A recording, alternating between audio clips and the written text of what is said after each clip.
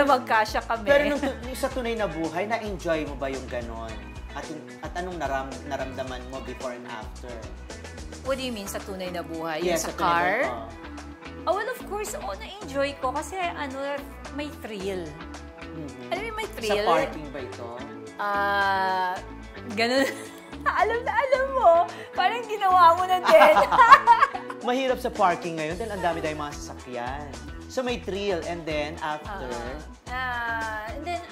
After, syempre parang hindi ko siya makalimutan, of course. Siyempre, one of the best memories. Oo. Kasi adventurous ako na pagkatao eh. Nag-artista ka na at that time? Hindi pa. Hindi pa? Subag ka nag-artista? College days. So malandi ka na nung Hindi kasi, actually, lumandi ako pero sobrang strict kasi ng brother ko. So, hindi ako masyado nakakalabas. So, pag nakalabas ako, bihirang-bihira. Tapos, yun, nangyari yung ganun. Sa sobrang higpit.